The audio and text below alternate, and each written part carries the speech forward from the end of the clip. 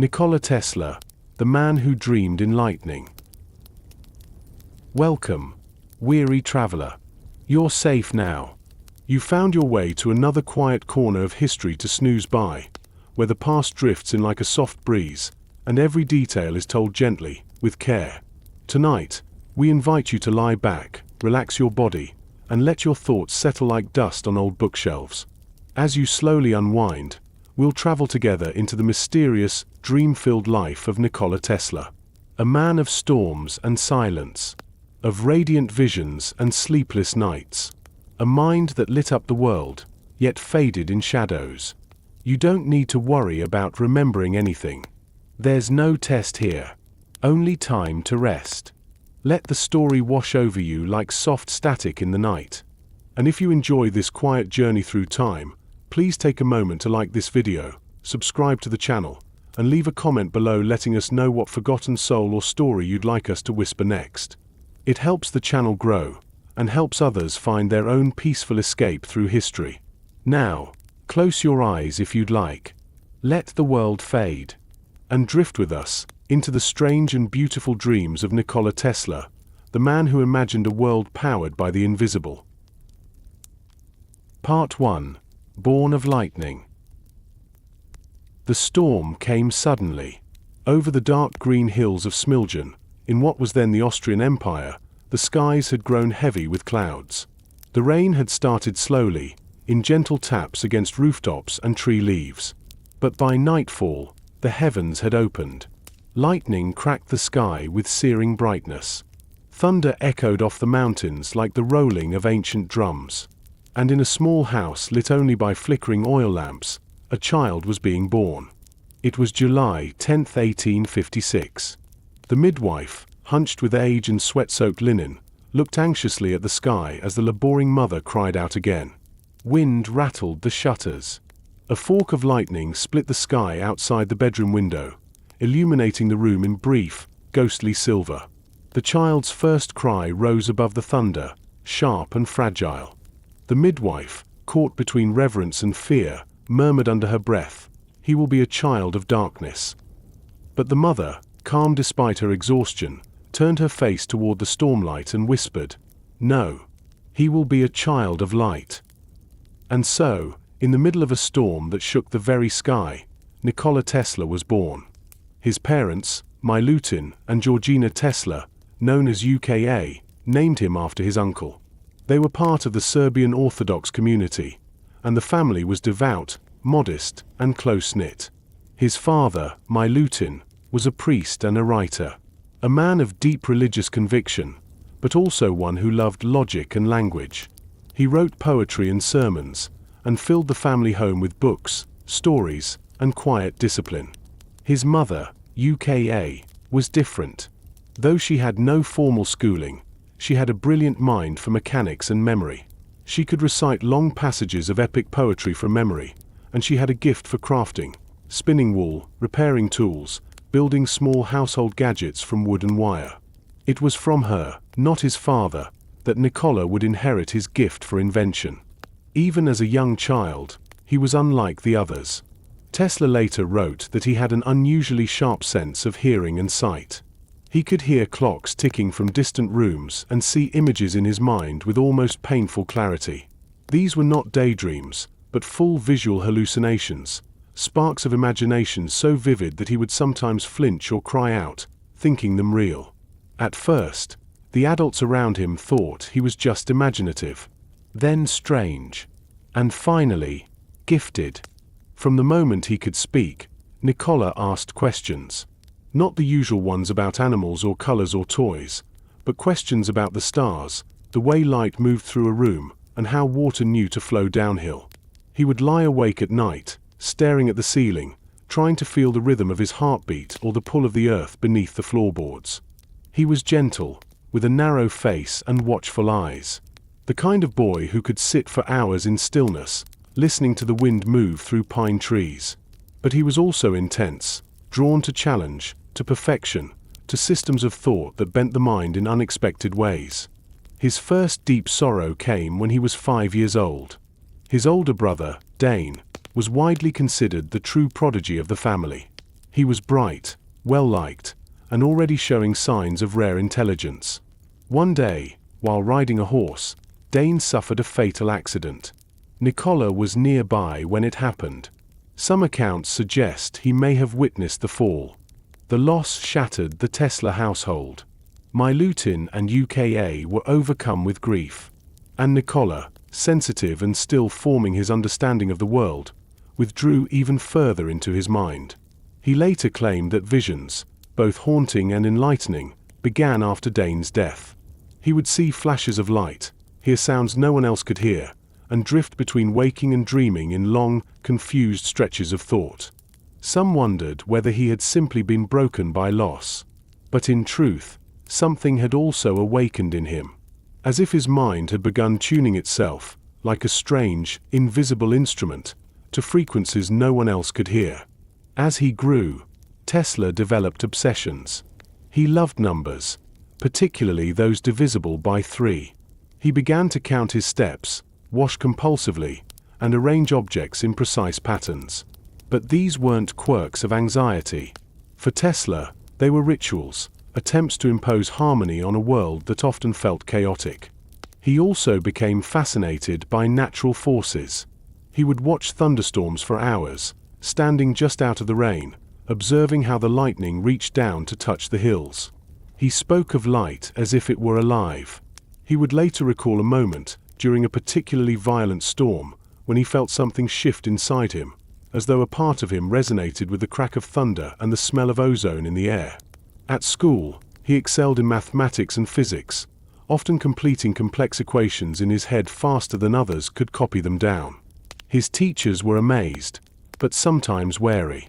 He was not an easy student. He questioned everything. He asked why water boiled at a certain temperature and whether that temperature would change on a mountaintop. He asked whether light was a wave or a particle, a question that would confound scientists for generations. He memorized entire books, learned languages quickly, and developed an almost supernatural memory. But he also struggled with health. Fevers, exhaustion, and insomnia plagued him even as a young boy. He once spent weeks bedridden, reading nothing but Mark Twain, who would later become a personal friend. One of his earliest experiments involved a spinning wheel powered by insects. He trapped a group of maybugs, glued them to a wooden disc, and watched as they flapped their wings to rotate the device. He was 10 years old. When his parents found out, they were horrified. But Tesla was not trying to be cruel. He was trying to understand, trying to find the key that would one day unlock the energy that pulsed through all things. By the time he was a teenager, Tesla knew what he wanted. He wanted to understand the invisible. Not just light and electricity, but the hidden patterns of the universe. He believed that all things, sound, color, magnetism, thought, were connected by forces yet undiscovered. And he believed that he was meant to discover them. His father wanted him to become a priest. But Tesla begged to study engineering. After a long illness that nearly claimed his life, his father finally relented. Tesla would be allowed to study science. Before leaving for his formal education in Graz, Tesla took long walks through the countryside. He watched the wind move through wheat fields and tried to time his footsteps with the rhythm of the clouds. He believed, even then, that everything, every star, every heartbeat, every current of air, was part of one vast system, a kind of music playing in the dark. He just had to find a way to hear it. And so, with a suitcase full of books and a mind filled with fire, Nikola Tesla left the quiet village of Smiljan. Behind him, the storm had passed, the sky clearing into soft starlight. Ahead of him lay a journey that would carry him across oceans, into conflict with the greatest inventors of his time, and into dreams that no one else could see, not yet. But it had begun here, in the silence after thunder, with a boy born during a lightning storm, and a mother who believed he would bring light to the world. Part 2. A Mind Unbound. The city of Graz was alive with motion. Horse-drawn carriages clattered over cobblestones. Steam rose from rooftops in the early morning chill. Students in long coats passed under gas lamps on their way to class, their arms full of books and dreams. It was here, in this Austrian city surrounded by hills and mist, that young Nikola Tesla arrived to begin his studies at the Austrian Polytechnic School in the year 1875. He was just 19 years old. Tall and lean, with dark hair brushed carefully back from his face, Tesla looked like an ordinary young man. But beneath his quiet demeanor burned something fierce, a relentless hunger to understand the unseen. He was enrolled in engineering and physics, and from the first day, he dazzled his instructors. In mathematics, he could solve complex differential equations in his head, before others had finished copying the problem. In physics, he challenged his professors, questioning the accepted models and imagining alternatives most students couldn't comprehend. He worked long hours, sometimes 20 hours a day, driven by something that few around him understood. His notebooks filled with diagrams and formulas, not just of what was being taught, but of what might exist beyond the syllabus. His handwriting, small and precise, marched across pages like rows of tiny machines. In the evenings, while others slept, Tesla walked the streets of Graz alone. He didn't smoke or drink. He rarely socialized. Instead, he studied the flickering lights of gas lamps, imagined them powered by invisible waves, and began to form the core of a vision that would define his life. His professors were astonished, at first. One wrote home to Tesla's father, declaring him a star of the first rank. Another predicted he would soon become a world-renowned scientist. But not everyone was impressed. Some of his classmates whispered about how little he slept, how he talked to himself when he thought no one was listening. They noted his strange habits, his need to walk exactly 33 laps around the campus fountain each morning, or how he insisted on using exactly 18 napkins during a meal. To them, it was odd. But to Tesla, it was order, a ritual structure in a universe of chaos. Yet even a mind like his had limits. After his first year, Tesla began to falter. Not academically, his scores remained high, but physically and emotionally. The pressure he placed upon himself was immense. He studied until his hands trembled, often collapsing into bed only to rise again an hour later, driven by an unfinished thought. He became obsessed with the concept of electrical rotation, the idea that a magnetic field could be made to spin, producing continuous motion without mechanical contact. Such a concept would eliminate the need for commutators in electric motors, which were prone to wear and inefficiency. But every design he considered seemed flawed. Every diagram failed to close its loop. He began to lose sleep. Then wait. His eyes grew darker, his voice thinner. He later described this period as one of deep despair, not because he doubted his vision, but because he feared he would not live long enough to bring it into the world. Eventually, the pressure overwhelmed him. He dropped out of school before completing his degree. It was a quiet, unnoticed fall, no dramatic failure, no explosion of rebellion. He simply disappeared from the academic register, his name removed from the rolls like chalk from a board. He wrote to no one. Even his family didn't know where he had gone at first. For the next several years, Tesla wandered. He worked in small jobs across Slovenia, often as a draftsman or assistant engineer. He fell into poverty, sometimes sleeping on benches, living on little more than bread and black coffee. Yet his mind never stopped working. He read endlessly, not just science and engineering, but poetry, history, and mysticism. He became fascinated by the idea that the universe was governed by vibration, that sound, light, electricity, even thought, all were simply frequencies, variations in the great current that pulsed beneath everything. One afternoon, while walking through a park in Budapest with a friend, the breakthrough came. He had been ill for weeks. Weak, thin, barely able to speak. But as they strolled past a fountain and the distant chime of bells echoed through the air, something shifted in his mind. A spinning magnetic field. The image appeared fully formed, clear as day. He could see the motor in his head, not just the parts, but the movement. A ring of coils. A rotating field. A rotor turning with no contact. The air around him shimmered with meaning. Tesla stopped in his tracks and grabbed a stick. Kneeling on the ground, he began to draw in the dirt, sketching what he saw, the shape, the angles, the connection points. He recited verses from Goethe's Faust as tears welled in his eyes. His friend stared in silence. He would later recall that Tesla looked like someone who had glimpsed something beyond this world. It was 1882. That moment marked the birth of the induction motor, the foundation for alternating current power systems, and one of the most important inventions in electrical history. Later that year, Tesla moved to Paris to work for the Continental Edison Company, repairing and improving dynamos and other electrical systems. He worked long hours and quickly impressed his supervisors with his efficiency and insight. He even designed improvements to Edison's direct current generators, though few of his ideas were adopted. He also became more outspoken about alternating current. At that time, most of Europe and America were investing heavily in direct current, or DC.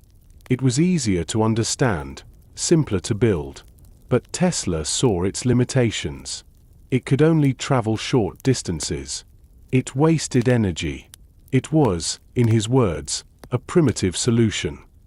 He began to dream of a better system, one that would use alternating current, flowing back and forth like the tides, allowing power to be transmitted over vast distances with minimal loss. His ideas were not always welcomed. Colleagues mocked his theories. Supervisors told him to focus on practical work. But Tesla's mind was already moving beyond the present. He was beginning to think globally, of power lines stretching from mountain dams to distant cities, of energy flowing through the air itself. Then came the offer. A manager at Edison's European operations recognized Tesla's potential and recommended him for a position in the United States. They gave him a letter of introduction and a ticket to New York. Tesla boarded a ship across the Atlantic with a small trunk, a notebook, a few dollars in his pocket, and a storm in his mind. He had no idea what awaited him in America. But he believed, as he always had, that the world was on the edge of transformation. That the invisible forces he had glimpsed in childhood storms were ready to be summoned, shaped, and shared. And so, with the waves of the Atlantic stretching out before him, and the hum of ideas like static in his ears, Nikola Tesla sailed toward the future. The man who had once drawn motors in the dirt, reciting poetry in a city park, was about to enter the arena of giants. And the current, at last, was beginning to flow. Part 3. Dreams in the Dark. The harbor was misty when the ship pulled into New York in 1884. The sky above the city was pale and low, heavy with coal smoke and early morning fog. Gulls circled the water. Steam rose from grates in the cobbled streets. Everything pulsed with industry, noise, and motion, a new world humming with the beginnings of electricity. From the deck of the ship, Nikola Tesla stood silently, clutching a worn suitcase and a letter of recommendation tucked into the inside pocket of his coat. His eyes were alert, taking in the towers, chimneys, and cables that tangled across the skyline like a steel web. He had little money. Just 4 cents in his pocket, a few clothes, a book of poetry, and a head full of blueprints that had never been drawn. But he had something more, a mind burning with possibility. In his coat was a letter addressed to Thomas Edison, written by a mutual contact in Europe. It read simply, "I know of 2 great men. One is you. The other is this young man." With that introduction, Tesla soon found himself walking the dark halls of Edison's offices, a narrow labyrinth of wires, copper, and the smell of oil and hot metal. Men in shirt sleeves scurried between generators and workbenches. In one corner, bulbs were being tested. In another, papers fluttered beneath a fan's slow sweep. When Tesla finally met Edison, the contrast between the 2 men was stark. Edison was earthy and practical. He spoke quickly, laughed often, and moved with the confidence of a man who had already reshaped the world. His desk was cluttered with tools and half-finished notes. He believed in trial and error, in building things with his hands, testing, adjusting, and testing again. Tesla, by contrast, was precise, reserved, and almost solemn. He believed in theory, in imagining a machine fully and perfectly before it was ever built. Where Edison saw problems to be tinkered with, Tesla saw systems waiting to be revealed. But the two men shared something important, a belief that electricity would change everything. Edison hired Tesla on the spot. At first, Tesla was given routine engineering work, repairing direct current, DC, motors, improving insulation, and reorganizing wiring systems. But soon, he was assigned to help improve Edison's generators. These machines, while revolutionary, were inefficient and prone to breakdown. Tesla approached the problem like a surgeon, studying every component, imagining improvements, and drawing up elegant solutions. According to one famous, and perhaps exaggerated, account, Edison promised Tesla $50,000 if he could redesign and improve the DC system. Tesla, as always, threw himself into the task. For weeks, he barely slept. He worked long hours by lamplight, drafting, calculating, and refining. He spoke little. He ate quickly, if at all. His mind ran ahead of the machines, imagining not just fixes but total reconfigurations. He didn't just want to improve Edison's design, he wanted to outgrow it entirely. And he did. His redesigns worked. The machines ran smoother, faster, and cooler. Energy loss was reduced. Systems stabilized. Tesla presented his work to Edison, expecting not just thanks, but the promised reward. Edison reportedly laughed and waved it off. "You don't understand our American humor," he said. Tesla didn't laugh. He resigned the same day. The moment marked a break not just with Edison, but with the entire approach of the old industrial world, a world built on patents, profit, and small steps. Tesla didn't want to be a gear in someone else's machine. He wanted to build the future from scratch. But freedom came with a price. For a time, Tesla found himself without work. He took manual labor jobs, digging ditches, hauling equipment, just to survive. His clothes grew threadbare. His hands, once used to holding drafting tools and electrical instruments, were blistered and calloused. It was a quiet, humbling fall. And yet, even then, he never stopped dreaming. Each night, in the small room he rented with what little money he earned, he sketched circuits by candlelight. He refined the motor he had first seen in his mind years ago in the park in Budapest. The spinning magnetic field, the rotating core, the dance of alternating currents. He knew the answer was there. He just needed someone to believe in it. That chance finally came in 1887. Tesla secured funding from two investors who had heard of his talents. With their help, he established his first laboratory in a small building in Lower Manhattan. There, he began to bring his vision to life. The centerpiece of his early work was the induction motor, a revolutionary design that used alternating current, or AC, instead of direct current. By creating a rotating magnetic field, the motor could produce continuous motion with fewer parts, less wear, and far greater efficiency. To the world still running on Edison's DC, it seemed almost magical. Tesla patented the motor and soon developed an entire system of alternating current power, generators, transformers, transmission lines, and motors, a complete infrastructure that could replace DC entirely. His work caught the attention of George Westinghouse, a prominent inventor and industrialist who had been seeking a way to distribute power over long distances. Westinghouse believed in AC and recognized Tesla's genius. He purchased Tesla's patents for $60,000, a fortune for Tesla at the time, and offered him royalties on future earnings. Suddenly, Tesla was no longer a ditch digger. He was at the center of a revolution. His laboratory expanded. Reporters came to interview him. Photographers captured his sharp profile beside humming machines. In one demonstration, he lit lamps from across the room, without wires, using only magnetic fields. Spectators gasped. Electricity, for the first time, began to look like something alive. Tesla had achieved what he'd dreamed of for so long: independence, recognition, and the chance to build the future. And yet, even as success bloomed around him, he remained solitary. He walked alone in the evenings. He avoided crowds. He continued his rituals: precise meals, napkins folded just so, exact numbers of steps between buildings. He was always thinking, always listening to something no one else could hear. In the quiet of his lab, with coils buzzing and currents humming in the air, Tesla began to glimpse even more daring possibilities. He envisioned energy transmitted without wires, machines powered through the ground, signals leaping across oceans, a world lit not by towers and cables, but by the earth itself, awakened and resonating with power.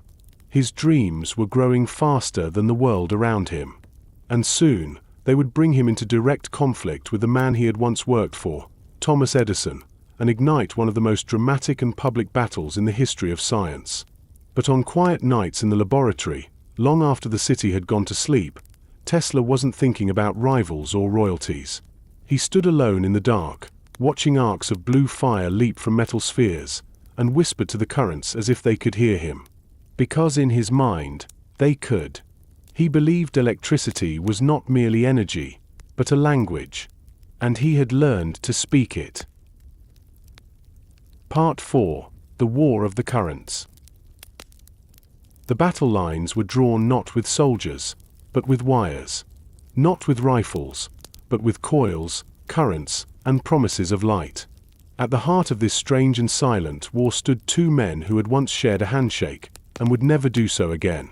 On one side was Thomas Edison, the famous inventor, the face of progress, the man whose electric light bulbs were beginning to replace gas lamps across the United States.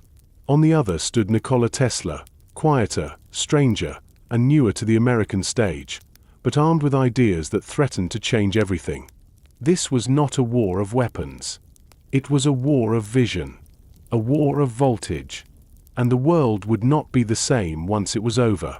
The disagreement was, at first, simple. Edison championed direct current, DC, a system where electricity flows in one steady direction. It was what he understood, what he had already built. His factories were making DC generators. His wires stretched across parts of New York. He had contracts, investors, power. Tesla, by contrast, believed in alternating current, AC, a system where electricity reverses direction many times per second. It was more complex, but far more efficient. AC could travel long distances with little loss of energy. It could light cities from faraway stations. It could cross mountains and rivers. It was, in Tesla's words, the future. But the world wasn't ready for such a leap. And Edison wasn't willing to be left behind. What followed became known as the War of the Currents, and though the name sounds dramatic, much of it unfolded in laboratories, courtrooms, and newspaper columns. It was a quiet war, but one filled with sparks, both literal and metaphorical. Tesla's partnership with George Westinghouse had made him powerful. With Westinghouse money and manufacturing capacity, Tesla's AC system was being built, tested, and deployed in real-world situations. Small towns began switching to AC power. Factories ran on it. Engineers praised it. Edison responded with fear, and with tactics that grew increasingly dark. He launched a public campaign to convince people that alternating current was dangerous. He hired staff to stage demonstrations, electrocuting animals with AC to show how deadly it could be. Dogs, cats, even horses were sacrificed, all in carefully staged performances. Edison insisted he was protecting the public, but Tesla saw only cruelty and manipulation. One demonstration went further. Edison's associates developed the electric chair, the first device meant to execute criminals using alternating current. When the first execution was carried out, the event was gruesome and prolonged. The body convulsed. Smoke rose. The man did not die instantly.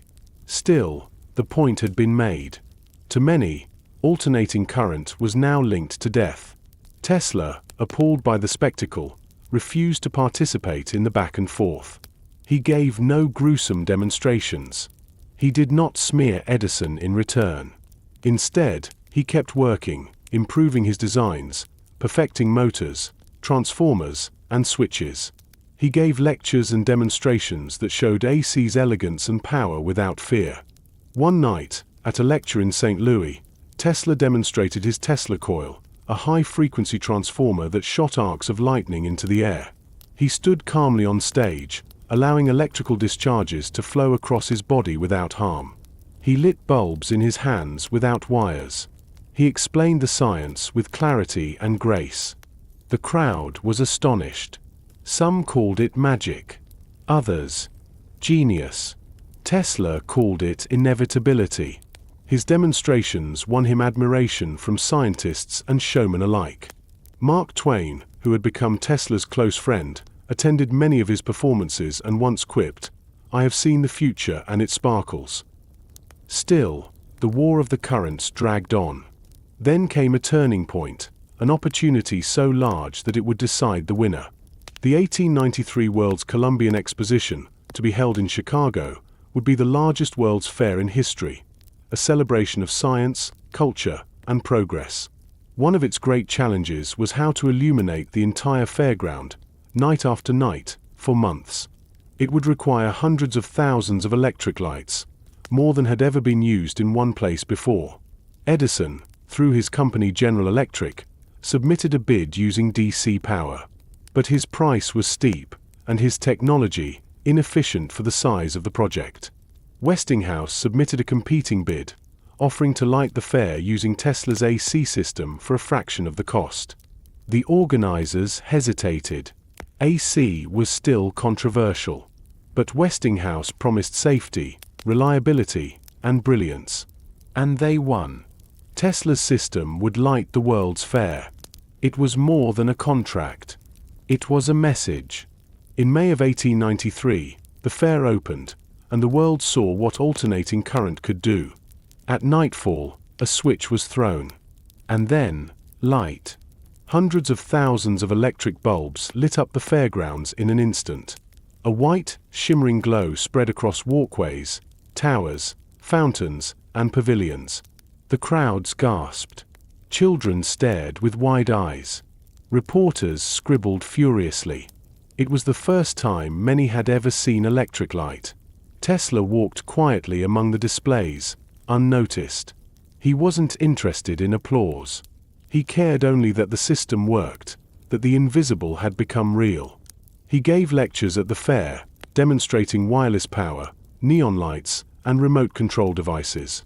He spoke softly, with precision, often slipping into reverie as he described the future.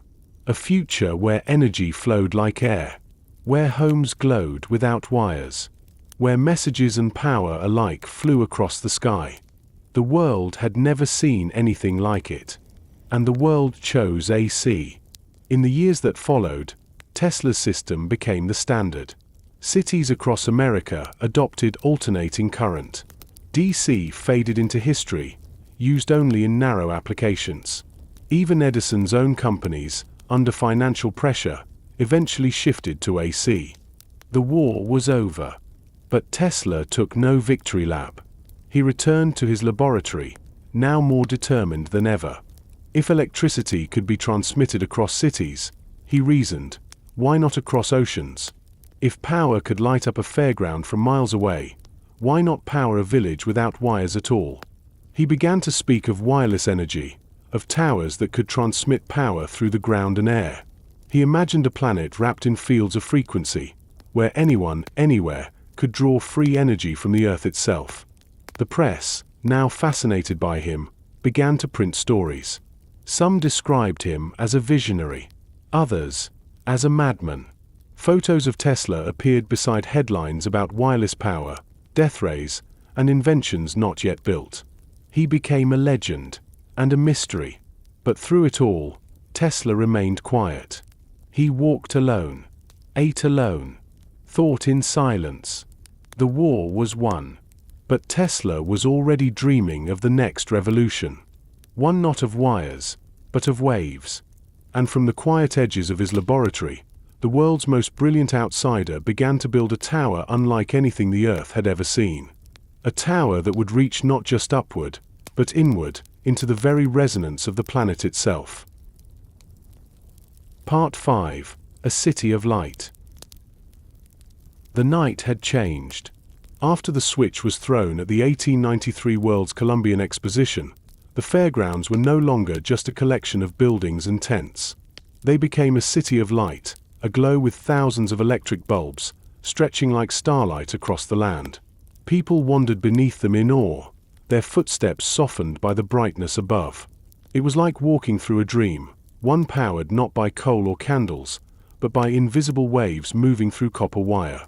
For many visitors, it was the first time they truly believed electricity could power the future. And behind it all stood a man few of them saw. Nikola Tesla was not the keynote speaker. He was not the businessman shaking hands behind the curtain.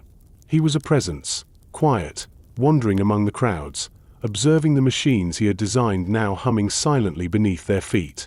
The power stations had been built to his specifications. The current they generated was alternating, his alternating current, flowing in rhythmic pulses, climbing transformers, spanning long wires, and then descending again into lamps, motors, and switches. Tesla had done what few dared to attempt. He had rewritten the rules of energy. The success of the fair rippled across the country. Engineers and investors took notice. Local governments requested systems based on Tesla's patents. The Westinghouse Electric Company, which had backed Tesla's AC system, found itself at the center of a growing electrical empire. Contracts were signed. Infrastructure was built. Alternating current was no longer an experiment. It was the standard. But Tesla was already thinking beyond it. To him, lighting a city with wires was an achievement. But it was not the destination. In his mind, wires were a limitation, unnecessary and wasteful. Nature itself, he believed, was a conductor. The earth, the sky, the very air between objects carried vibrations and frequencies that could be harnessed. If power could travel through wires, why not through space itself? He began to sketch designs for wireless energy systems. Not vague ideas, but full machines, capacitors, coils, transmitters, grounded towers. His drawings became more abstract, more geometric, full of looping currents and precise mathematical harmonics. He spoke of resonance, of tuning a transmitter and a receiver to the same frequency so that energy could pass between them without loss. To the press, this was science fiction. To Tesla, it was simple physics. Still, there was more work to be done in the physical world. One of the largest challenges Tesla had always spoken of was distance. While AC could travel much farther than DC, it still faced limitations. Mountains, rivers, and rural areas lacked access to consistent power. Cities were glowing, but the countryside remained dark. The answer, Tesla believed, lay in Niagara Falls. The great waterfall, thundering over rock and mist between the United States and Canada, had long been seen as a symbol of untapped power. For centuries, it had carved its way through stone, rushing endlessly, full of force and sound. Engineers had dreamed of harnessing it, but none had succeeded. Until now. In 1895, after years of planning and construction, Tesla and Westinghouse unveiled the Niagara Falls hydroelectric power plant, the first of its kind. Using Tesla's designs, the facility converted the natural motion of falling water into alternating current. The power was then transmitted miles away to the city of Buffalo. It was a triumph of engineering. For the first time in history, natural energy had been captured at scale, converted to electricity, and sent across great distances. No fire, no smoke, just the quiet, constant motion of water, made into light. The world took notice. Other countries sent representatives to study the system. Cities across the globe began adopting Tesla's methods. The public began to understand not only the elegance of alternating current, but the sheer scale of what it could achieve. And yet, Tesla himself remained distant from the celebration. He visited the site. He gave technical notes. He spoke with reporters, gently and precisely, about energy, magnetism, and phase systems. But he did not stand at the podium. He did not hold press conferences.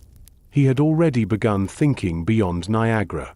In the quiet of his new laboratory, a facility located at 46 East Houston Street in New York City, Tesla worked in silence.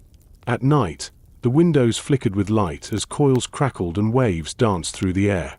Visitors who stepped inside were often shocked. There were no chaotic workbenches, no scattered tools.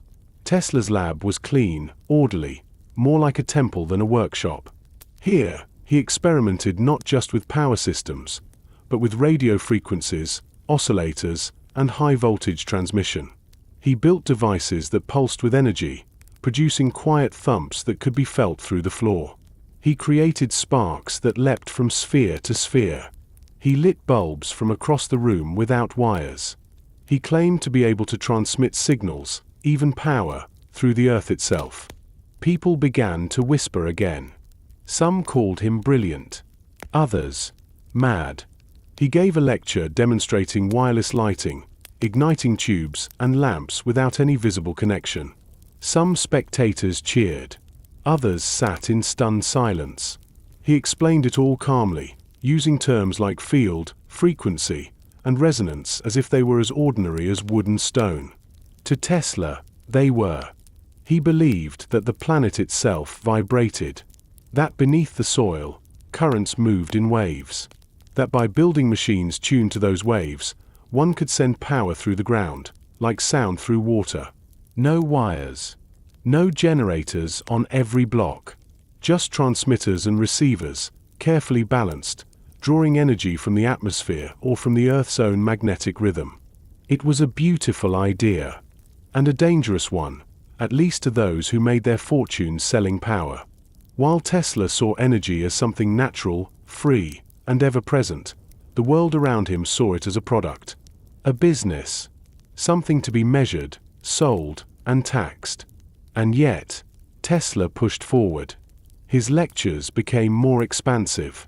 He spoke of a future filled with towers that broadcast both electricity and communication signals. He described people holding small devices, not just to talk, but to send images and data. He imagined flying machines guided by invisible waves. He even hinted at artificial lighting for growing food, and machines that responded to human voice and movement. To audiences in the 1890s, these predictions seemed far-fetched. But Tesla never saw them as the future. He saw them as inevitable. Still, funding was limited. Westinghouse, though loyal, was under pressure from investors who saw Tesla's ideas as too speculative. The costs of development were rising, and Tesla's refusal to focus on commercial gain made things worse. He once tore up a contract that would have paid him millions in royalties, simply because he believed Westinghouse needed the money more. To Tesla, money was a tool, not a goal. He lived simply. Alone in a hotel room, he dined at the same hour each day. He walked alone in the evenings, counting his steps. He fed pigeons, read poetry, and sketched machines no one else understood. He avoided crowds, declined parties, wrote letters in the early hours of morning. But when he stood before a blackboard, or placed his hands on a humming coil, he lit up, not with pride, but with focus. His mind was always listening, not to people, but to patterns. He believed the world was waiting for him to tune it, to harmonize it, to bring it into resonance. And soon, he would begin building something even bolder. A tower, a transmitter, a monument not to man, but to energy itself. He would build it not for profit, but for possibility, and it would rise from the ground like a great tuning fork, humming with invisible light. Part 6. The Dream Tower. On the quiet north shore of Long Island, where pine trees grow thick and the wind carries the scent of salt and wild grass, a strange shape once rose from the earth. It was tall, over 180 feet, made of wood and steel, crowned with a round, copper dome. It looked like something out of a dream or a storybook, its latticework body casting long shadows across the grass. People in the nearby town of Shoreham called it many things. A tower, a beacon, a mystery. But to Nikola Tesla, it was none of these. To him, it was the key. The tower was called Wardenclyffe, and it was meant to be the first of many. Not a transmitter of messages alone, but of power, wireless, free, and global. A structure tuned to the natural frequency of the Earth, humming quietly as it sent energy through the ground and air like music through a violin string. Tesla had dreamed of it for years. Now, he was ready to build it. The land had been purchased in 1901 with the help of several backers, most notably the financier J.P. Morgan. Tesla had approached Morgan with a vision, a tower that would transmit telegraphic messages, images, and even voices across the Atlantic. It would make the wired telegraph, the kind laid across the ocean floor, obsolete. And it would mark the beginning of a new era of communication. Morgan, always looking for an edge in global information networks, agreed to fund the first phase of the project. He gave Tesla $150,000, a significant sum, and with it, Tesla set to work. Construction began quickly. Crews arrived, clearing the land and pouring foundations. Beneath the surface, Tesla ordered deep wells and grounding chambers to be built, part of a vast, hidden system designed to resonate with the Earth's natural charge. He believed that the planet itself could carry electrical energy like a wire, that, with the right tuning, the Earth would act as a giant conductor, sending power in all directions. The wooden tower began to rise. Tesla oversaw every detail: the dimensions, the materials, the positioning of the dome. He insisted on specific alignments, specific angles, precise ratios. He spoke often of harmonics, the idea that everything vibrated at a natural frequency, and that these vibrations could be harnessed and amplified. People who visited the site often found Tesla walking alone at dusk, staring up at the structure, lost in thought. He would pause sometimes, listening to the wind, as if waiting for some hidden tone to reveal itself. Inside the laboratory beside the tower, Tesla worked on the control systems, a maze of coils, capacitors, transformers, and switches. The machines would produce enormous bursts of energy, tuned to the correct frequency, then fed into the tower and launched out across the planet. The power, he believed, could light cities, drive ships, charge devices, and most importantly, reach anyone, anywhere, without wires. He did not imagine a world of meters and power companies. He imagined a world of shared energy. A world where power came not from burning coal, but from the very rhythms of the Earth itself. He spoke of this future often. He believed people would someday carry small devices that fit in a pocket, devices that could send messages, show images, play music, and draw power from towers like Wardenclyffe without ever being plugged in. It was 1901. The world was still lit by gas in many places. Most people had never used a telephone. Airplanes had not yet flown. But Tesla was dreaming of the wireless internet. And he was building the foundation with his own hands. But even the greatest vision needs more than faith. It needs support. And money. Soon, costs at Wardenclyffe began to rise. Tesla's designs grew more elaborate. He modified equipment, ordered new parts, changed the layout, rebuilt components. Morgan, meanwhile, began to grow impatient. When he learned that Tesla's true goal wasn't just communication, but the free wireless transmission of energy, he was alarmed. Morgan had invested in a system he could monetize. But Tesla spoke of free energy. He envisioned a world where no one owned the power grid, where towers sent electricity through the air like sound waves, and anyone with a receiver could use it, without charge. Morgan asked a simple question. Where do I put the meter? Tesla had no answer, and so Morgan withdrew his support. Other investors followed. Rumors swirled. The press began to ask questions. Was the tower functional?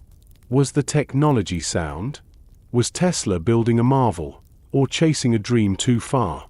Still, Tesla pressed on. He borrowed funds, sold assets, cut personal expenses. But it wasn't enough. In 1903, desperate to attract renewed interest, Tesla conducted a test. On a summer night, long after the workers had gone home, he powered up Wardenclyffe. Witnesses from nearby towns later claimed they saw strange lights.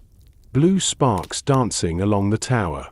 A low, rhythmic pulse like thunder trapped beneath the ground. Static in the air. Flickers on metal doorknobs. Dogs howling. Tesla made no public statement. He simply noted the results in his journal and returned to his work. But the funding never returned. By 1905, construction ceased. By 1917, the tower was dismantled, sold for scrap. The copper dome was taken down. The wooden frame was torn apart. The laboratory stood empty. Tesla never recovered. He left Shoreham, heartbroken, and returned to New York. There, in a quiet hotel room, he continued to write, to draw, to imagine. He spoke less often of Wardenclyffe, but he never stopped believing in it. In his private letters and notes, he returned again and again to the idea of wireless power, of resonance, of energy drawn from the fabric of the planet. To the world, the tower had been a failure, a curiosity, a monument to ambition that reached too far. But to Tesla, it had been a beginning. In later years, when asked about Wardenclyffe, he would say only that the world had not yet been ready. That someday, perhaps, it would be, and that the earth still hummed with untapped energy, waiting patiently for someone to listen. Part 7. Lightning without wires. The tower was gone. Wardenclyffe had been torn down, its great copper dome sold for scrap, its frame reduced to silence. But Nikola Tesla, the man who had dreamed it into being, did not stop. He simply turned inward. Back in New York City, Tesla retreated to a quiet life in rented hotel rooms, carrying with him stacks of papers, worn clothes, and the tools of a man still dreaming in currents and frequencies. To the world, it may have looked like he was fading, but in truth, he was simply tuning in to something deeper. Tesla still believed that energy could be transmitted without wires.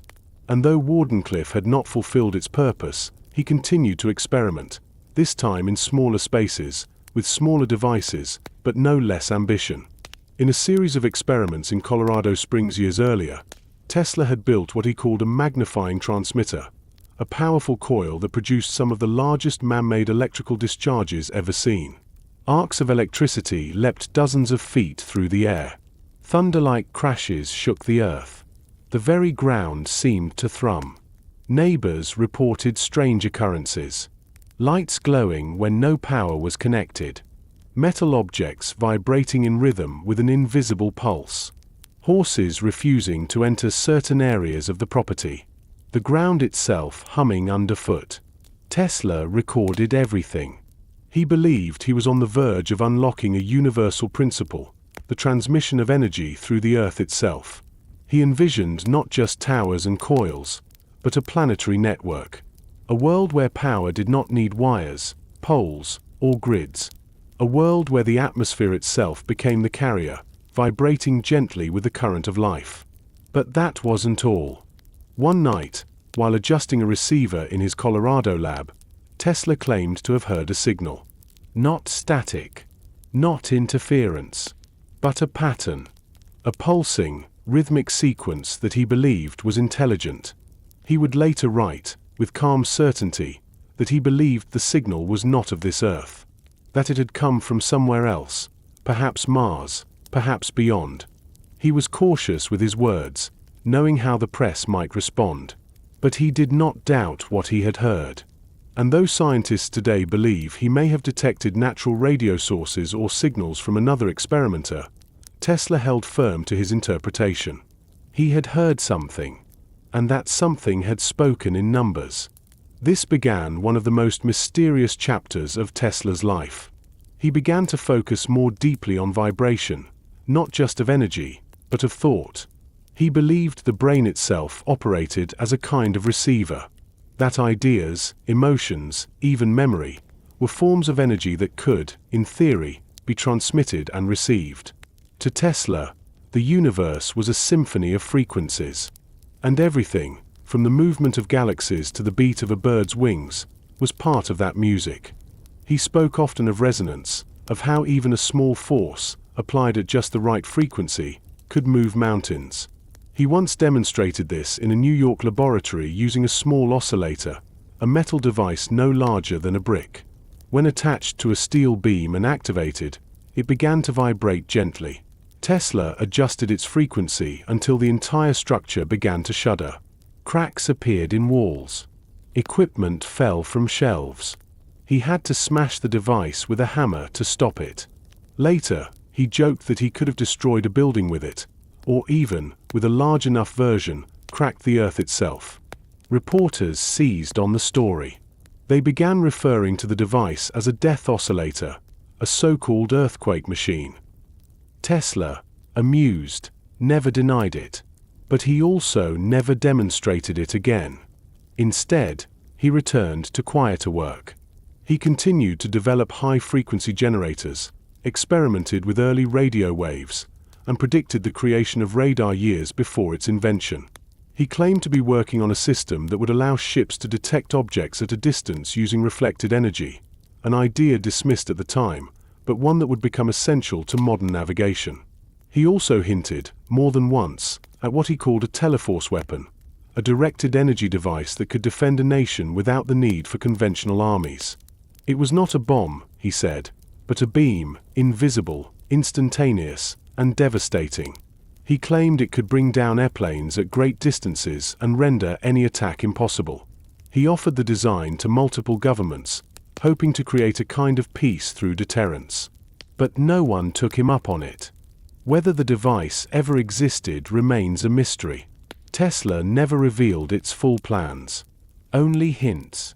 Only sketches. Only promises of what might have been. In public, Tesla remained an object of fascination. Newspapers ran stories about his strange habits. How he avoided shaking hands. How he dined alone at the same restaurant each evening, always at precisely 8:10 p.m. How he ordered his meals by multiples of 3. How he spoke to pigeons in the park and claimed to receive messages from one, a white pigeon with grey eyes, whom he said he loved as a person might love a companion. He became a figure of mystery and myth. To some, he was a genius. To others, a crank. But to those who truly listened, Tesla was still speaking clearly about energy, balance, and the hidden architecture of the world. He had no interest in wealth. He wore the same clothes for years. He lived in simple hotel rooms, surrounded by stacks of notebooks, letters, and diagrams. His fortune, once vast, had vanished. But he never stopped dreaming. At night, as the lights of New York flickered outside his window, Tesla would sit by the open glass, watching the stars. Sometimes, he would feed the birds. Other times, he would simply listen, not to the traffic or the footsteps below, but to the silence between sounds. He believed the earth still had messages to send. That somewhere, beneath the noise of the city, the old hum of resonance still whispered, waiting to be heard, waiting to be tuned. And in those final years, Tesla remained that quiet tuner, adjusting the dials of thought and memory, searching for the perfect frequency. The one that would finally carry light without wires. The one that would connect all minds. The one that might, at last, reveal the music behind all things. Part 8. Into the Quiet. By the early 1920s, the name Nikola Tesla no longer appeared in the newspapers as it once had. There was no fanfare, no scandal, just a soft silence, as though the world, busy with radios, factories, and growing cities, had forgotten the man who had helped build the foundation beneath it all. Tesla, now an aging figure with sharp cheekbones and thinning hair, walked the streets of New York City in the early morning and again at dusk. He avoided the crowded hours. He moved through the world like a shadow, quiet, deliberate, dressed in the same modest suit he had worn for years. He lived in a hotel now. Not a grand estate or a penthouse, but a modest room in the Hotel Pennsylvania, and later, the New Yorker Hotel, spaces filled with papers, drawings, half-finished thoughts, and memories that never faded. He lived among boxes of old notes and ideas, piles of letters from people who once admired him, diagrams drawn long ago, their edges yellowed with time. He no longer maintained a laboratory. There was no budget, no assistants, no stream of reporters crowding his door. But still, Tesla worked. He continued to rise early and write by hand. He drafted letters to editors and engineers. He submitted new patents, though fewer were accepted. He tried to raise money for new versions of his wireless transmission system, hoping someone, somewhere, might still believe in the old dream. But the world had changed. The radio had become commercial, and others had taken credit. Guglielmo Marconi, the Italian inventor, was hailed as the father of wireless communication. His transatlantic signal was celebrated across the globe. He won the Nobel Prize. Tesla watched from the sidelines. He insisted, truthfully, that the core technologies used by Marconi had originated from his own patents, granted years earlier. He even filed lawsuits to reclaim recognition, but the courts moved slowly, and the public paid little attention. Later, long after his death, the US Supreme Court would quietly acknowledge Tesla's precedence in the technology. But by then, it no longer mattered. The credit had already been assigned. In the quiet of his hotel room, Tesla was left not with bitterness, but a kind of melancholy resolve. He did not seek revenge or retribution. He only wanted the truth remembered. And so, he turned to what comforted him most: pigeons. Each morning and evening, Tesla walked to Bryant Park, just blocks from his hotel. There, among the fountains and benches, he waited for the birds to arrive. They knew him, white-feathered companions fluttering down from lampposts and windowsills to greet him with soft coos. He brought them seed. He spoke to them gently. He observed their movements, their patterns. He saw in them something pure, something untouched by greed, pride, or the machinery of the world. One bird in particular, a white pigeon with gray eyes, captured his heart. He said that she visited him every day, and that when he looked into her eyes, he saw love. He cared for her when she was sick. He waited for her when she did not appear. He wrote that she gave him purpose, that she was a kind of companion, not romantic, but spiritual, a presence that understood the loneliness of a mind tuned to frequencies no one else could hear. When the bird died, Tesla claimed a light had gone out in his life. He never recovered from it. By then, his health was failing. He was often weak. His eyesight dimmed. His hands, once steady, now trembled when holding a teacup. He continued to dress with care, but the fabric of his clothes had grown worn. The world around him had accelerated: faster cars, louder radios, brighter lights, but Tesla moved more slowly, untouched by the rush. He was, in many ways, a man out of time. The inventions he had once predicted were becoming reality: remote control, wireless communication, fluorescent lighting, radio-guided machines. But the world no longer remembered where the ideas had come from. His name had slipped from textbooks.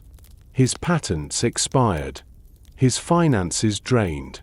He lived alone, supported only by small grants, modest pensions, and occasional gifts from admirers who still remembered the World's Fair or the thunder of coils in Colorado Springs. Occasionally, he was visited by journalists, drawn to the eccentricity of his habits. He would grant interviews, always polite, always thoughtful, and sometimes mysterious. He spoke again of his Teleforce beam, which he said could end war by making invasion impossible. He claimed to have developed an oscillator so powerful it could level entire cities. He spoke of communicating with extraterrestrials, and of signals from outer space, all with the same calm tone he had used decades earlier to describe alternating current. People didn't know whether to laugh, applaud, or wonder. But Tesla never joked. He said only what he believed. And what he believed was often far ahead of his time. In these final years, Tesla became a figure both revered and forgotten. A ghost in a hotel room. A man who walked among pigeons while the world powered itself with his dreams. But he seemed at peace with his obscurity. He had always preferred the company of ideas to applause. He had never craved wealth. He had never chased fame. He once wrote, "The present is theirs. The future, for which I really worked, is mine.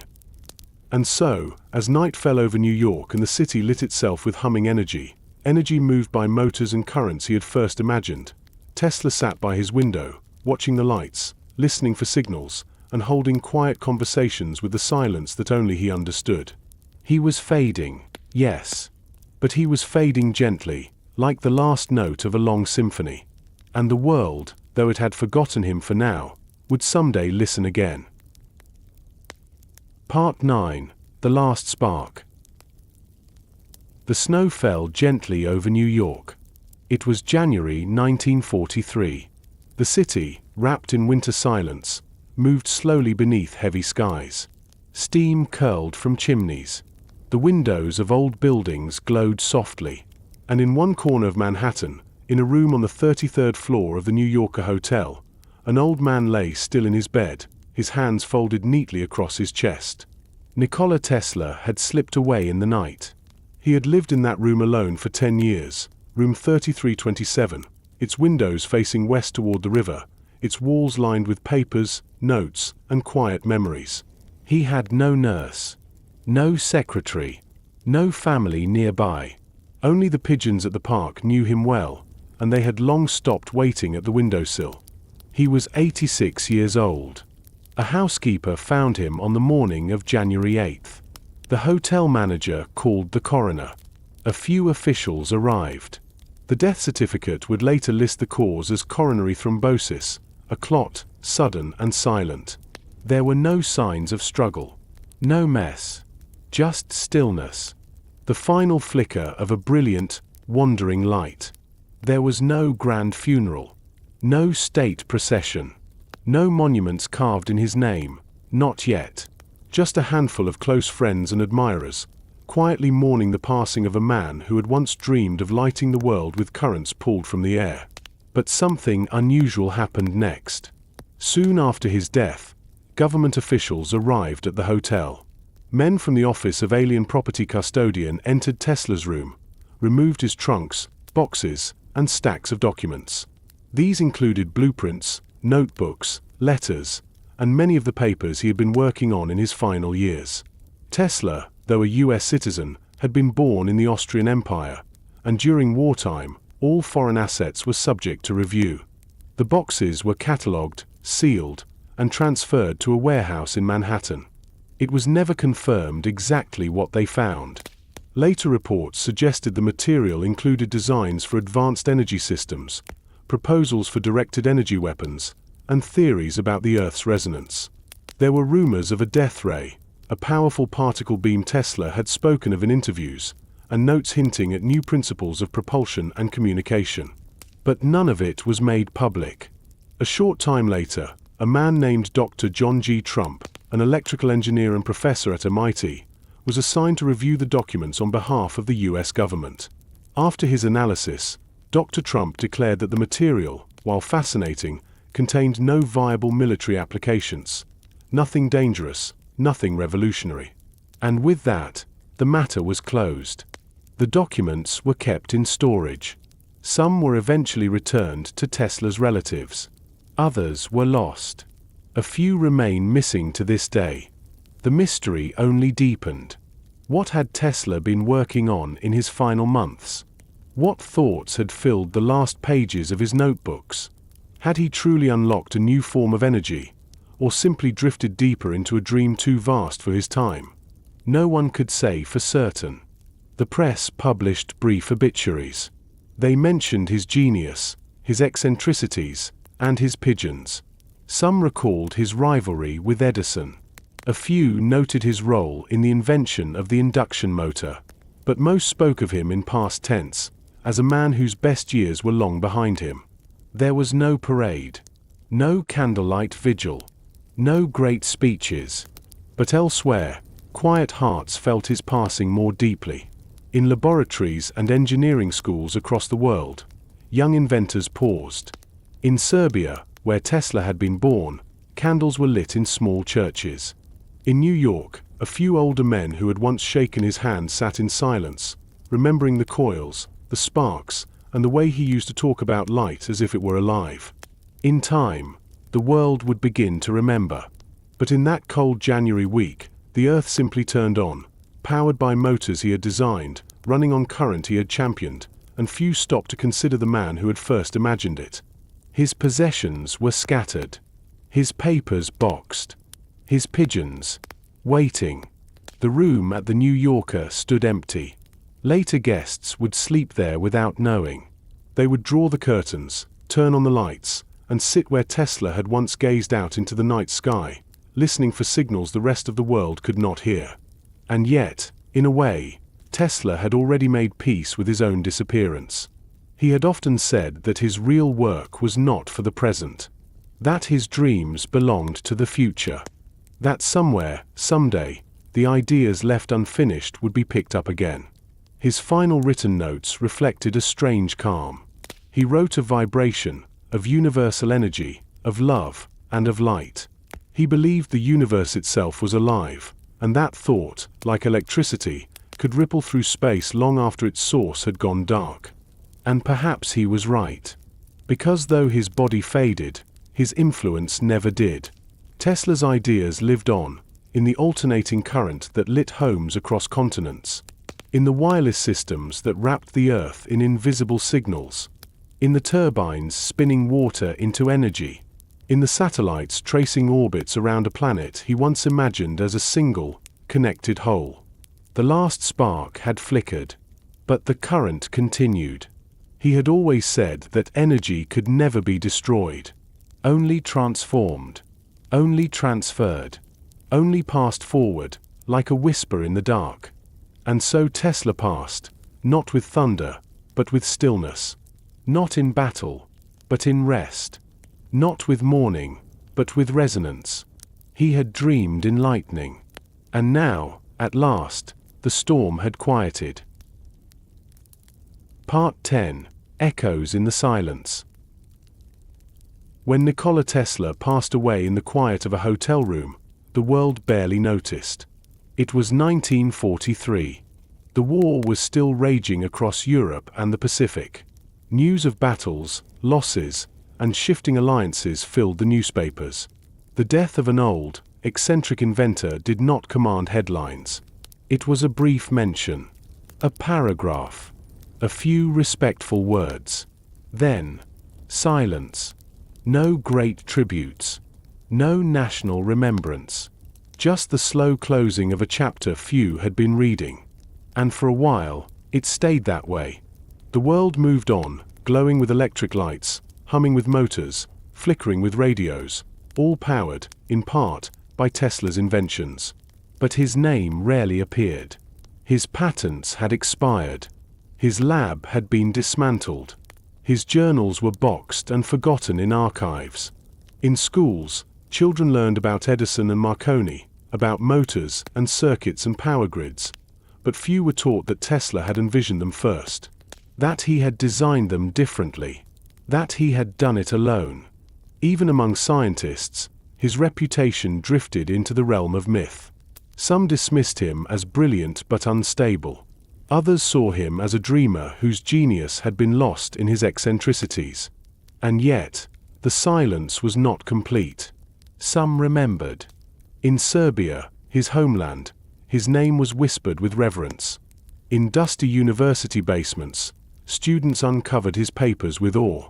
In obscure journals, engineers began to trace the roots of modern systems, and found Tesla's signature etched into their foundations. In 1960, something changed. The General Conference on Weights and Measures, the international body responsible for defining scientific units, created a new term, the Tesla, a unit of magnetic flux density. It was a small gesture, but it was the beginning. A recognition that his work had not vanished, that beneath the humming surface of modern science, his ideas still pulsed like a hidden current. Through the 1960s and 70s, interest in Tesla grew, slowly, like a spark catching on dry wood. Authors wrote biographies. Engineers explored his old patents. The public, increasingly fascinated by lost knowledge and forgotten geniuses, began to ask questions. Why wasn't Tesla better known? Why had his wireless energy experiments been ignored? Why had so many of his inventions disappeared? Speculation grew. Some believed his papers had contained secrets, technologies that governments had hidden. Others claimed he had discovered the key to free energy, but that powerful interests had buried it. There were rumors of hidden notebooks, lost laboratories, suppressed patents. Mystery became part of his story, and with it came myth. Tesla was no longer just an inventor.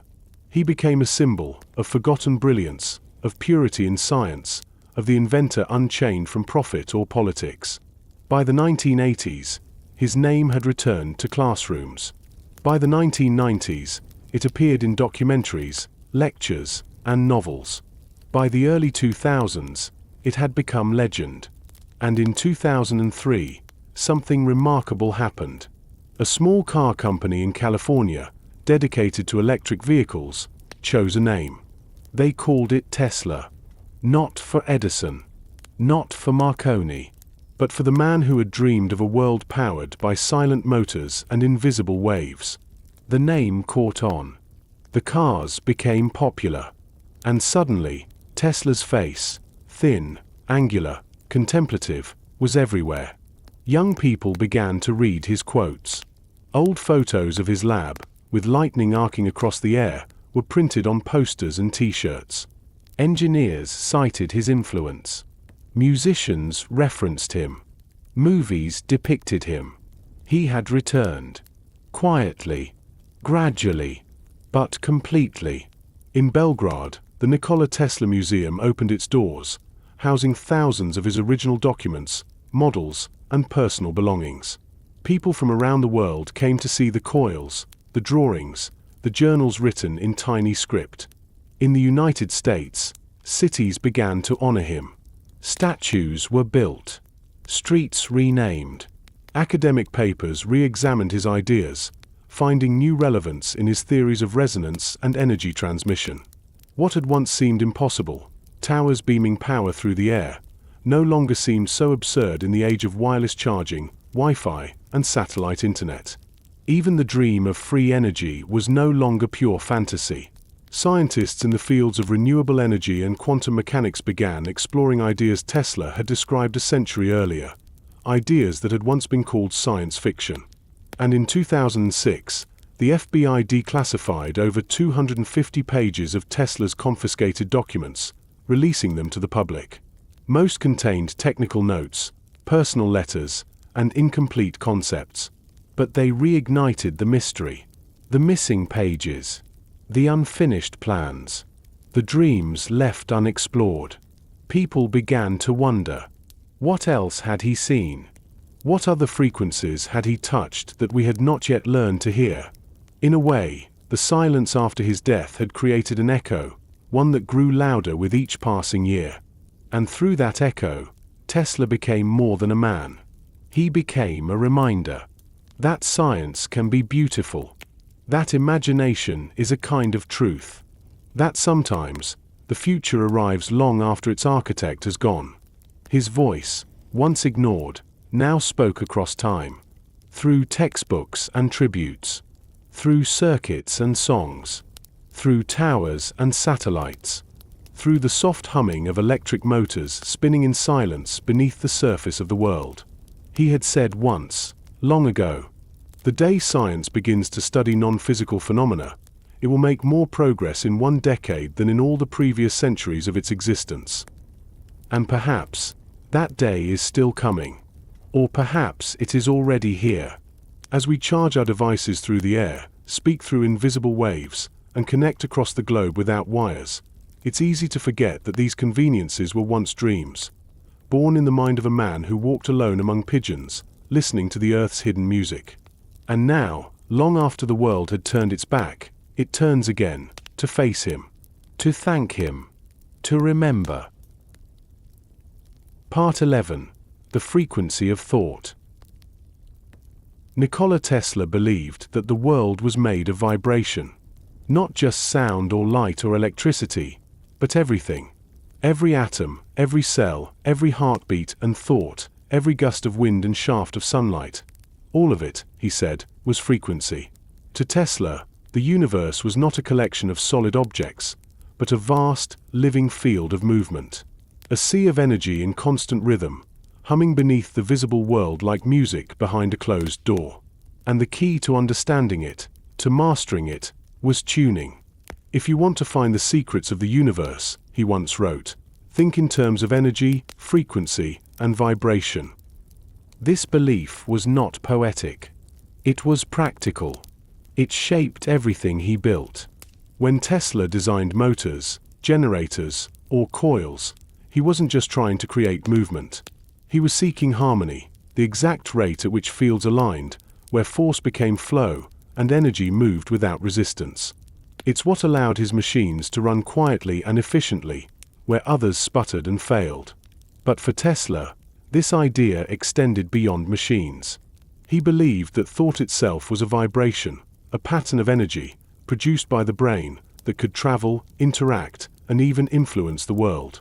He described the human mind not as a closed system, but as a receiver, an antenna capable of picking up signals from an ocean of information. And he wondered, what if consciousness wasn't generated in the brain, but merely received by it? What if ideas, inspiration, even emotion, existed in the space around us, waiting to be tuned into? Tesla often spoke of ideas arriving fully formed, not constructed step by step, but appearing suddenly, as if transmitted from somewhere else. When he invented the alternating current motor, he said it came to him in a flash. He saw it spinning in his mind, perfect and complete, before he ever built a prototype. He could picture it in motion, hear it hum. The design was already there, he had only to receive it. This was not uncommon for him. Many of Tesla's inventions began not with sketchbooks, but with visions, images that came unbidden, vivid, and real, playing out in the space behind his eyes. To those around him, it seemed uncanny. To Tesla, it was simply his mind tuned to the right frequency. He believed that every object had a natural resonance, a rate at which it vibrated most freely. Glass, stone, metal, wood, even the earth itself. And if you could match that resonance, if you could find the frequency at which a thing vibrated, you could influence it without force. You could move it, shake it, break it, power it, connect to it. That was the principle behind many of his experiments. Oscillators, coils, transmitters. Machines designed not to force nature, but to cooperate with it. He believed that the earth vibrated like a great bell. That energy could be sent through it, not in straight lines, but in waves. And that one day, humans would learn to tap into that vibration to share power, messages, even thoughts. He once said, "My brain is only a receiver. In the universe there is a core from which we obtain knowledge, strength, and inspiration. I have not penetrated into the secrets of this core, but I know it exists." For Tesla, the universe was alive, not in the way of animals or people, but in a deeper, more mysterious sense. It was not random. It was not silent. It was singing. And he had spent his life trying to learn the tune. Even his most dramatic inventions were based on this principle. The Tesla coil, for example, was a tool for resonance, generating high-frequency alternating currents that could light lamps from a distance, pass through air, and fill space with invisible waves. It was not just a power source, but a demonstration of how energy could move when tuned correctly. Likewise, his proposed earthquake machine, a small oscillator that could shake steel beams or disturb entire buildings, was not about brute force. It was about frequency. He believed that, by matching the natural vibration of a structure, even a small amount of energy could produce enormous effects. This was not fantasy. Modern engineering still uses this principle, from musical instruments to bridges, from ultrasound imaging to high-frequency communication. Tesla simply saw it earlier than most. And he saw it everywhere. He believed that diseases had vibrational signatures. That healing might come from finding the right frequency. He predicted the rise of electromedicine, of therapies based on light, sound, and field interaction, not chemicals alone. He spoke of wireless communication not just between machines, but between people. He imagined telepathy as a natural evolution of technology, not as magic, but as resonance. He once suggested that emotions themselves might be measurable, energetic phenomena that could be enhanced or dulled through tuning. And when he walked in nature, he didn't just see trees and rivers. He saw systems. He saw patterns. The flight of birds, the ripple of wind across water, the hum of insects, all part of the same great vibration, echoing back and forth across time and space. Some called these ideas spiritual. Others called them mystical. But for Tesla, they were scientific. He believed that the boundary between matter and energy, physics and consciousness, was thin, perhaps even an illusion. That all things were connected, and that the work of the inventor was not just to build machines, but to listen, to find the quiet harmonies beneath the noise, and shape them into tools that helped humanity live in balance with the forces around them. That is what made Tesla different. He was not chasing profit. He was not seeking control. He was listening. Listening for the frequencies others ignored. And while some saw him as eccentric, even unwell, there was a quiet wisdom in his solitude, a sense that he lived half in this world and half in another, where light flowed like music and machines spoke the language of stars. He never claimed to know all the answers, but he insisted, again and again, that the key to understanding the universe was simple. Energy, frequency, vibration. Everything else, he said, would follow. Part 12. A Tower in the Mind. The tower is gone. No more copper dome gleaming in the sun. No lattice of wood and steel rising against the sky. No humming coils, no tunnels beneath the soil, no sparks in the night. The land where Wardenclyffe once stood is quiet now, just grass and wind, trees swaying softly where machines once pulsed with invisible energy. The laboratory is still there, worn by time but preserved, its windows still looking out toward where the tower once stood. To most, it is just a site, a place where something was once attempted and failed. But to those who remember, to those who listen, the tower is still there, not in wood or metal, but in thought, a structure that stands not on ground, but in the mind of the future. A tower of possibility. When Nikola Tesla first imagined Wardenclyffe, it was never meant to be just one machine. It was the beginning of a network, a global web of energy and communication, wrapped around the Earth like a lattice of light. He imagined towers rising on mountaintops and islands, humming softly as they shared power not through wires, but through resonance, tuned to the frequency of the Earth itself. A planet lit from within. Wardenclyffe was meant to be the first. Not a monument, not a station, but a note in a larger song. And though the tower itself was dismantled, sold for scrap, disassembled board by board, the idea never truly fell. It remained, suspended in the quiet spaces of science and imagination. Over the years, people have tried to replicate it. Engineers, dreamers, tinkerers. Some have studied Tesla's plans, trying to understand the principles. Others have reimagined the tower using new materials, digital technologies, and satellite systems. The dream of wireless energy never died. Even today, research continues, in fields like resonant inductive coupling, beam transmission, and ambient energy harvesting. The idea that energy might be shared, transmitted, and sustained through the air remains a subject of study. And though the world now glows with electricity, Tesla's dream was never just about power. It was about freedom. He believed that energy should flow like air or sunlight, not owned, not measured by the meter, but available to all. He spoke often of free energy, not as a trick or fantasy, but as a natural inheritance. Something the Earth already offered, if we only knew how to listen. To Tesla, Wardenclyffe was a listening device as much as a transmitter, a way to tune into the planet, to feel its pulse, to awaken a new relationship between humans and nature, one based not on domination, but on resonance. He saw the Earth not as a resource to be mined, but as a living system, a conductor, a song. And we, he believed, were meant to join that song.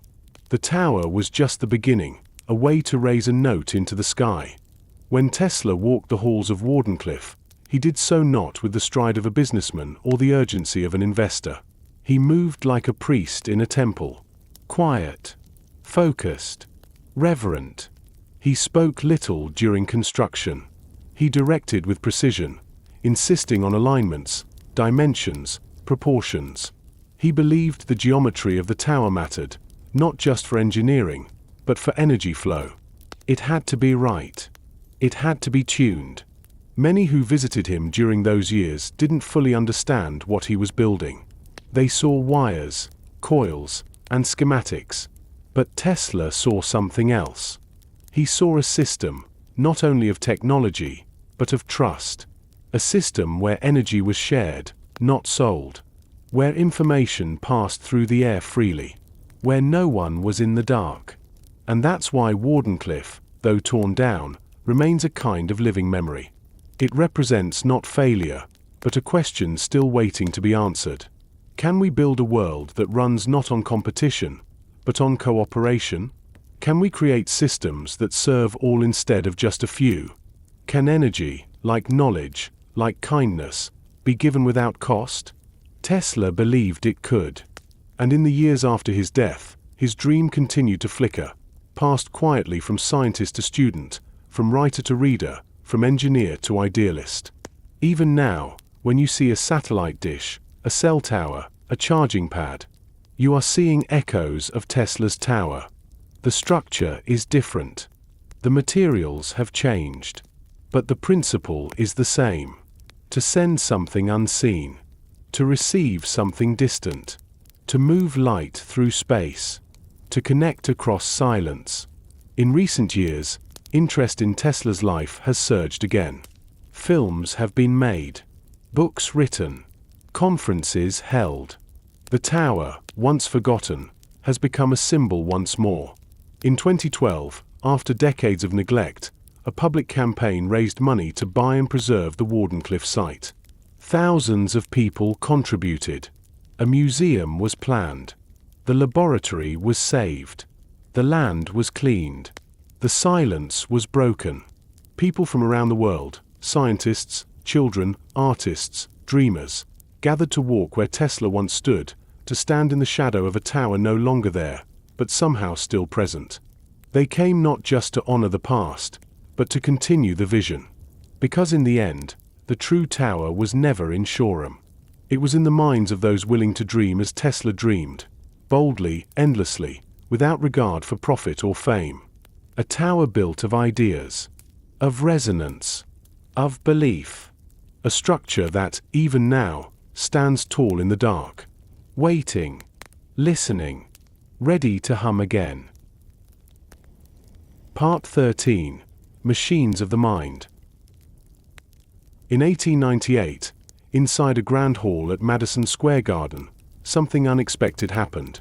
Amid the noise of the crowd, the chatter of reporters, and the smell of electric oil and cigar smoke, a small boat floated in a pool of water. There were no strings, no wires, no hidden mechanisms anyone could see. And yet, the boat moved. It turned. It stopped. It changed direction. On command. No one touched it. Standing calmly beside the pool, dressed in a dark suit and speaking with a quiet confidence, Nikola Tesla held a small device, a box with levers and switches. It was the remote control, and he was using it to guide the boat through the water like a magician guiding a thought through air.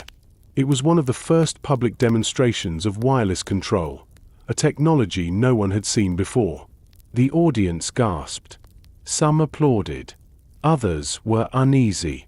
A few believed it was a trick, that Tesla had trained the boat like an animal, or that spirits were somehow involved. Tesla smiled. He expected as much.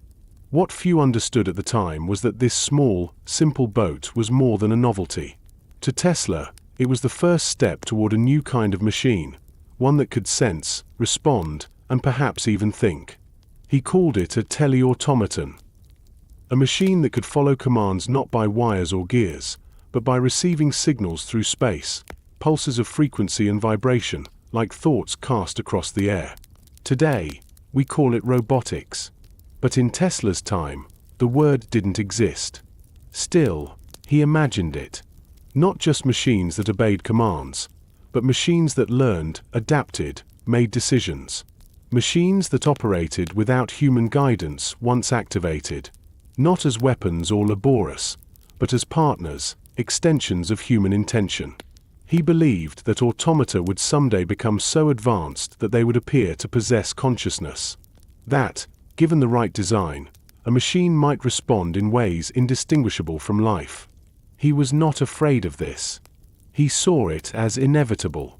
The automaton will not be a mere mechanical contrivance, he wrote, but rather a creature endowed with its own mind, its own will, and its own sense of purpose.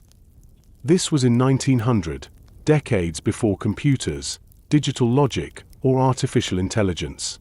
Tesla spoke of these ideas with the same serenity he applied to coils and motors. He believed that the mind, like a motor, could be replicated, not in form, but in function. That thoughts were patterns. That behavior could be modeled. That machines could learn. To many, it seemed like science fiction. To Tesla, it was simply physics. In his notebooks, he sketched ideas for mechanical beings, machines shaped like animals, like humans, like swarms of small coordinated units. He imagined mechanical birds, robotic insects, and autonomous vehicles, all powered wirelessly, all receiving instructions without wires. In one particularly unusual design, he drew a kind of mechanical soldier, a self-guided automaton that could respond to battlefield conditions. He said such machines would one day reduce the need for human combat. But unlike others who would later pursue automation for war, Tesla's vision was rooted in peace. He believed that automata could take on dangerous, repetitive, or difficult tasks, freeing humans to pursue creativity, learning, and exploration. He imagined factories run by robots, mines dug without risk, homes cleaned automatically, and even airships piloted by machines. He saw a world of distributed intelligence, not centralized, not owned, but shared. Just as he believed energy should flow without wires, so too should information. And just as he imagined towers that transmitted power across oceans, he dreamed of machines that communicated silently, linked not by cables, but by understanding. He was, in many ways, describing the internet, and wireless networks, and autonomous systems. But he had no words for them yet. Only visions. Tesla's understanding of intelligence was also unusual for his time. Where others saw thinking as a strictly biological function, unique to humans, bound to the brain, Tesla saw it as something emergent.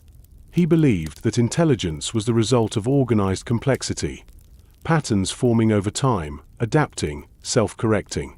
In other words, he believed that if a machine had the right sensors, the right processing, the right capacity to receive and respond, it might develop something like awareness. Not human awareness. Not emotion. But a kind of logic. A presence. A machine mind. And while others worried about control, Tesla believed that the key was alignment, that machines, like humans, would behave best when operating in harmony with their environment. He spoke of machines as partners, not slaves. And he believed that the line between man and machine would continue to blur, not because we would become like them, but because they would become like us. Today, we call this convergence. We see it in self-driving cars, in learning algorithms, in voice assistants and drones, in robotic limbs and artificial companions. But Tesla saw it over a century ago, in a small boat, gliding silently across a pool. His demonstration at Madison Square Garden was not just a spectacle. It was a prophecy. He ended the presentation with a gentle smile, packed up the equipment, and returned to his hotel. He made few public statements about the event, and received little acclaim. His patent was filed, but few investors came forward. The world, still lit by gas lamps in many places, wasn't ready to imagine thinking machines. But Tesla had already moved on. He never stopped sketching. In later notebooks, He drew automatons with artificial senses, devices that could perceive light, sound, heat, and pressure. He imagined them responding to tone, vibration, or even emotion. He spoke of machine learning in its earliest form, a process of input, response, correction, and growth. He even wondered whether humans themselves were a kind of automaton, biological receivers guided by frequency and environment. "We are simply biological machines, operating in a sea of vibration," he wrote. "And what we call thought may be nothing more than the resonance of our brain to unseen signals." It was a bold idea, unsettling, and strangely beautiful. To Tesla, it was not dehumanizing. It was harmonizing.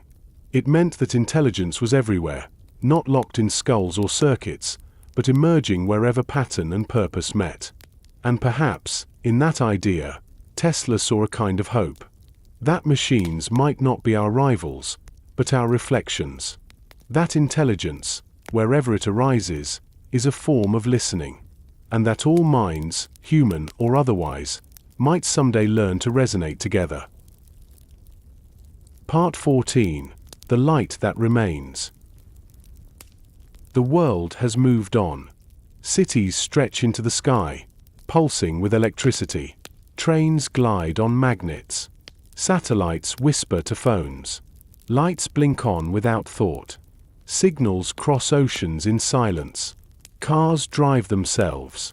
And overhead, the stars continue their quiet rhythm, as they always have. Most people don't know the name Nikola Tesla when they flip a switch or connect a call. But his presence is there. Subtle. Unseen. Like the quiet hum beneath a melody. In power stations and electric motors, his vision lives. In wireless networks, radio signals, and frequency modulation, his genius still speaks. In the idea that energy can be shared, not hoarded, he lingers like a whisper from a better world. Tesla once feared that he would be forgotten, that his work would vanish, that the towers he built would fall, the patents expire, the pages turn blank. And for a time, he was right. The world did forget. But not forever. Because ideas, real ideas, do not die. They simply wait. They echo. Like sound bouncing through a canyon. Like a wave circling back. Like light that bends around the earth and returns again with the dawn. Tesla's light did return.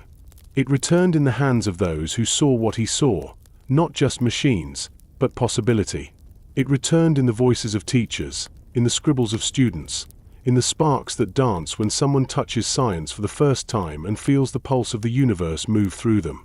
Today, his face appears in murals, his name on science centers, his coils in classrooms, his quotes on walls, posters, books. His story, once buried, is now a kind of lantern, a symbol, not of success or fame, but of purity, of a kind of uncompromising vision, of a life lived not for money or applause, but for the pursuit of truth, for tuning into something larger than oneself. In many ways, Tesla represents what science can be when it's free. Free from business. Free from politics. Free from the noise of profit and ego. He reminds us that discovery begins with wonder, that the universe is not a puzzle to be solved, but a symphony to be heard, and that our job, as thinkers, as makers, as human beings, is to listen for the quiet patterns beneath the chaos, to follow the currents others miss, to dare to believe in things that cannot yet be seen. Tesla's life was not a simple story. It was full of silence and spark, solitude and vision. He failed as much as he succeeded. He lived alone, often misunderstood, frequently poor, sometimes mocked. But he never stopped dreaming. Even when his towers fell. Even when the world turned away. Even when the lights dimmed. He believed. And that belief, that strange, radiant belief, has outlived him. It lives in every inventor who sketches into the night. In every child who takes apart a clock to see what ticks. In every scientist who asks not just how, but why. and in every person who still looks up at lightning and wonders what else might be possible. Tesla's legacy isn't measured in wealth or monuments. It's measured in the quiet moments when someone feels the spark of an idea and follows it. His dream of wireless energy, of shared knowledge, of machines that respond to thought, these were never just inventions. They were invitations. He was saying, "Come see the world not as it is, but as it could be." And now, long after his body has returned to the earth, his light remains, carried forward in ideas, encoded in systems, whispered through time. In 2006, the FBI released many of Tesla's papers. In 2013, the Wardenclyffe property was preserved. In 2020, a statue of Tesla was unveiled in New York, watching over the city he once tried to light without wires. The world is remembering. And though we cannot rebuild his tower exactly as it was, we can still build the world he dreamed of. A world of light shared freely. A world of ideas passed without borders. A world where science listens first and speaks second. And in that world, just maybe, Tesla still walks. Not in flesh and bone, but in memory, in principle, in every silent current that flows unseen through the world, touching lives with invisible hands. A man once wrote, "The present is theirs, the future, for which I really worked, is mine." And now, that future is here. Or perhaps, it is still arriving, carried by those who remember not just what he built, but why. Part 15. The Man Who Dreamed in Lightning. And so, we come to the end. Not the end of the current. Not the end of the influence, but the end of the man himself, who once walked between coils and towers, pigeons and papers, silence and spark. Nikola Tesla was never easy to define.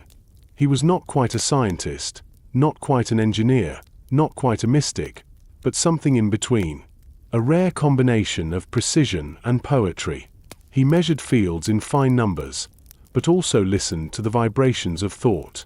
He held patents in one hand and dreams in the other, always walking alone, always one step ahead, sometimes one step beyond. He lived most of his life between worlds, between empires and nations, between physics and imagination, between the visible and the invisible. And though his name was once nearly lost to time, it now glows, not just in textbooks, but in the quiet corners of those who see the world not as it is, but as it could be. Tesla never married. He had no children, no heir to inherit the pages he left behind. But in a way, he left his legacy in every mind sparked by wonder, in every person who asked, "What if?" In every night sky lit by distant energy, silent and steady. He died alone, but not forgotten. He vanished, but not without trace. Because a mind like his does not go quietly. It echoes. In the rhythm of alternating current. In the hum of a transformer. In the unseen pulse of wireless waves. He once said that the earth itself rang like a bell, and that he could feel its tone. Now, we hear his own tone, ringing still, long after the man has fallen silent. It's easy to forget that he was once a child, in a small house in Smiljan, watching storms roll across the mountains, listening to the thunder, watching the way light jumped between clouds and earth. It was there, perhaps, that the seed was planted, a fascination with the unseen, a reverence for what others dismissed, a hunger not for answers, but for resonance. Tesla was not always right. Some of his theories were incomplete. Some of his ideas could not be built, at least, not yet. But his genius did not lie in perfection. It lay in his willingness to see beyond the moment. He imagined the modern world, wireless, electrified, interconnected, before it had names. And he did so not for money or fame, but because he had to. Because the visions came to him, and he followed them like a thread through the dark. That, perhaps, is what makes him timeless. Not the inventions, not the coils or patents, but the invitation he left behind. The challenge to look deeper, to listen harder, to trust the strange flicker of insight, even when no one else understands, to believe that the world is still full of mysteries, and that it's okay not to know all the answers. He said once, "Be alone, that is the secret of invention. Be alone, that is when ideas are born." And yet, though he lived alone, he never truly was, because now, he walks beside every thinker who stays up late, sketching, every dreamer who wonders how to turn light into motion, every child who takes apart a toy just to see how it works. He is part of us now, a current we can't quite see, but always feel. In the quiet of the night, when the machines go still and the lights dim, perhaps we can hear it. A soft hum, just beneath the silence. The sound of something moving through the wires. The echo of a tower that never quite fell. A whisper of lightning. The man who once dreamed the world into light has returned to it, not in form, but in force. And maybe, somewhere in the deep sky or the quiet field, there's still a spark of him drifting, waiting to be picked up again, waiting for the next mind ready to listen. So sleep well now, dear listener. You've followed the current. You've heard the story. You've walked beside the man who dreamed in lightning. And if you feel the faintest vibration, if the air seems to shimmer, if the silence hums just slightly more than usual, perhaps it's him, still dreaming, still waiting, still whispering through the wires. Nikola Tesla.